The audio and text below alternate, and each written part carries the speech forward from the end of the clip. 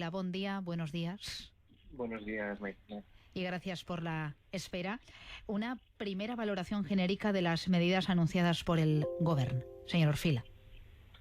A ver, teniendo en cuenta que estamos en una situación de transmisión comunitaria muy importante, es lógico que se tomen decisiones que tengan que ver con la limitación de la movilidad de las personas y que esta limitación sea territorial, que esta limitación sea a tiempo real, que esta limitación inicialmente voluntaria tenga que tener medidas coercitivas, porque la realidad muestra que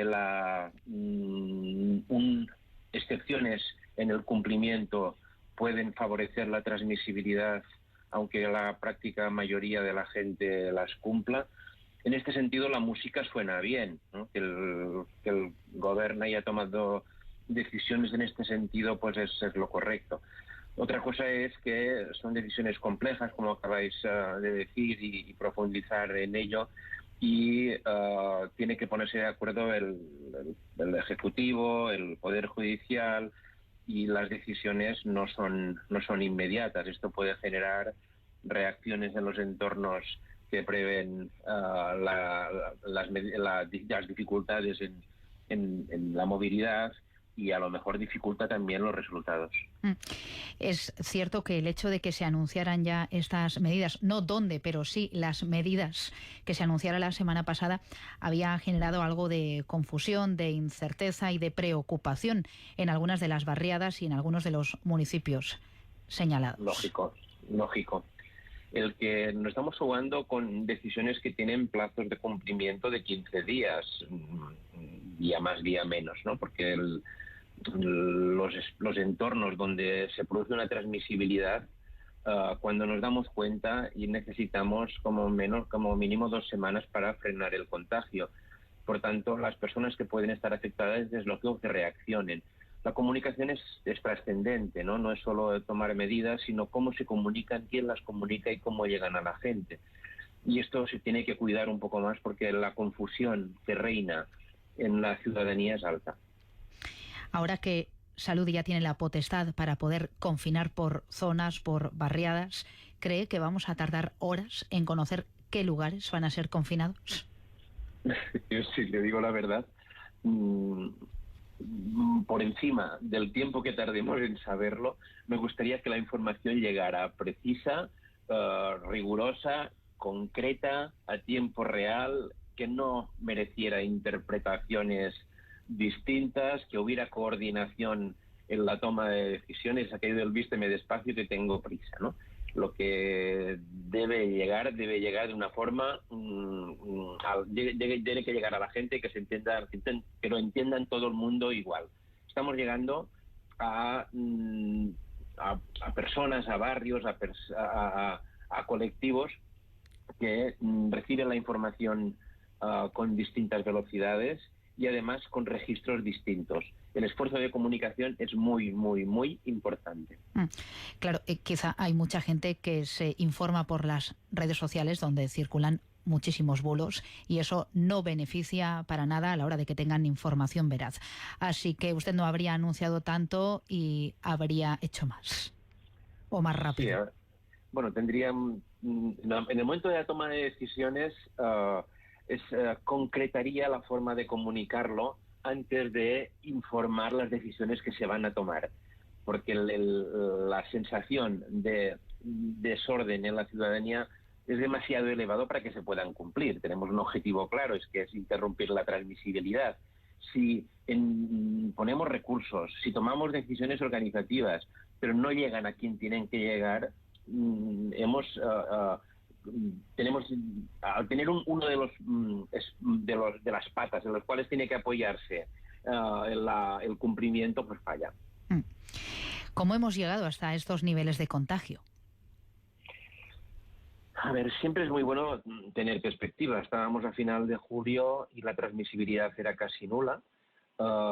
Estábamos en una desescalada clara, en una pendiente que se había reducido el número de ingresos hasta la anulación. Teníamos la percepción en aquel momento de que podía dar un respiro el virus en verano, pero la realidad nos ha demostrado que ha sido todo lo contrario.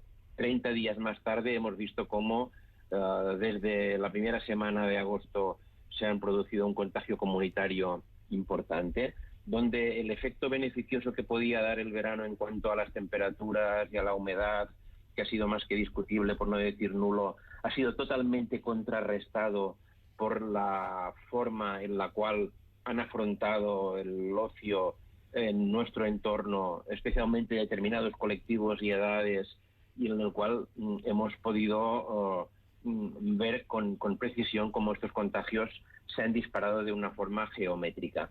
A partir de aquí, pues hay que afrontar la realidad e intentar frenar el pico de incremento, que la gente no se vea afectada a nivel laboral, que el sistema productivo no reciba un golpe nuevo y que además no se produzcan enfermedad y muerte. Ajá. Y en este escenario hay que restringir ya la movilidad de determinadas zonas, espacios.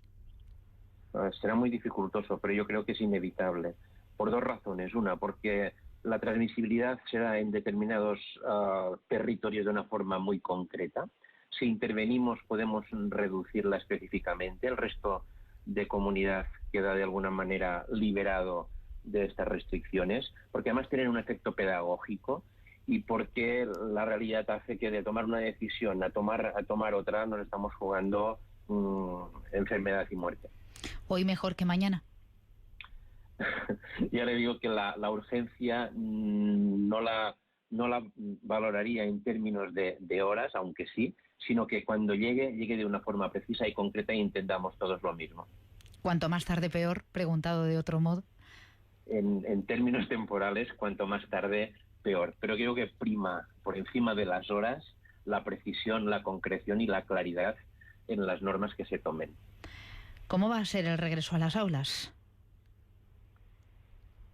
Si damos por hecho que la transmisibilidad está vinculada a la movilidad, el que miles de personas que estaban en un entorno determinado vayan a trasladarse y a intercambiar espacios limitados de aulas y de zonas incluso cerradas, es previsible. El virus nos ha dado muchos mensajes y este es muy claro. Es previsible que generamos un escenario donde la transmisibilidad se verá incrementada. Dicho esto, si el incremento ha estado vinculado a las últimas 2 semanas, es razonable pensar que si no se toman unos días de reflexión para concretar la forma que tienen que afrontarlo a nivel de profesorado y a nivel de cada uno de los niveles educativos y a cada uno de los territorios, el caos que se genera en la sociedad también se traslada al ámbito educativo. Por tanto, entiendo que empezar ya los colegios genera un riesgo evitable que deberíamos intentar reducir. Sobre esta cuestión, además, se está hablando mucho. De todos modos, tanto el 10 de septiembre, es decir, este jueves, como 2 semanas después, ¿el riesgo no sería el mismo?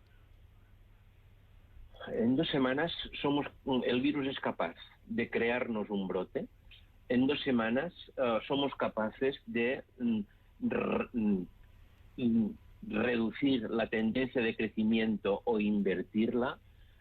Pero en estas 2 semanas lo que sí podemos hacer es adecuar los recursos, los medios, las normas, la información a todo el tejido educativo y que no se generen incertidumbres en la toma de decisiones. Es lógico que los profesores se contagien, es lógico que los alumnos se contagien, es lógico que estos contagios se trasladen al domicilio y o vengan del domicilio. Si tenemos claro cómo tenemos que actuar en cada una de estas acciones, creo que nos sentiremos todos mucho más relajados. Sobre esta cuestión le preguntábamos la semana pasada al conseller de Educación, a Martín March, i esta era su respuesta. La vamos a recordar de forma breve. Crec, i estic convençut, que, per exemple, l'escola és més segura que els parcs infantils. Nosaltres, com a docents, com a educadors, com a professors d'educació, tenim la responsabilitat fins que entren i surten de l'escola. A partir d'aquí, és les famílies que han de tenir aquesta responsabilitat.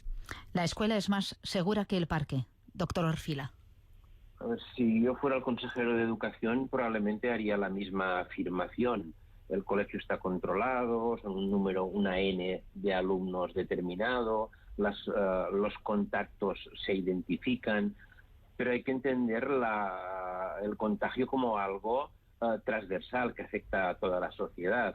Si solo nos preocupamos en que en nuestro entorno tomamos las decisiones correctas y no hacemos un esfuerzo de coordinación y de mirar con perspectiva lo que representa la comunicación, la transmisión dentro de la sociedad, estamos haciendo rayas dentro del agua.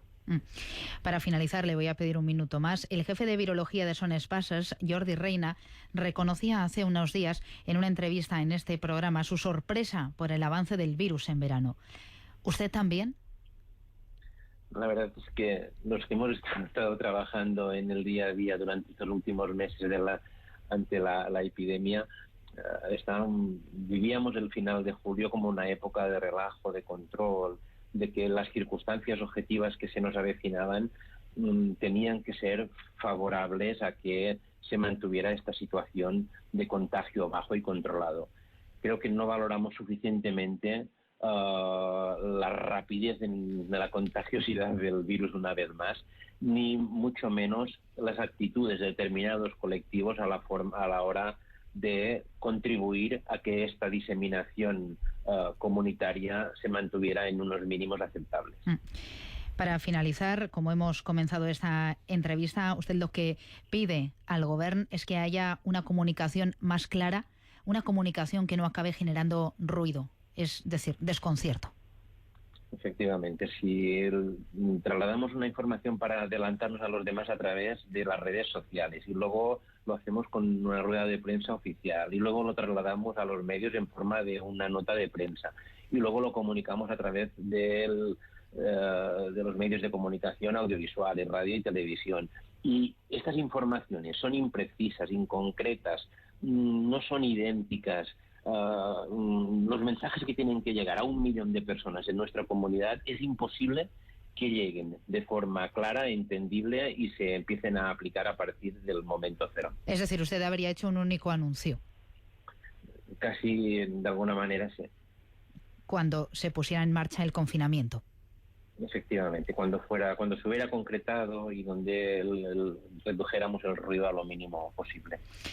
Jaume Orfila, desde el Colegio de Médicos de las Islas, jefe de Medicina Interna de Son Espases. Muchísimas gracias. Le agradecemos profundamente su claridad en las explicaciones. Gracias. A ustedes, gracias. Adiós y buenos días.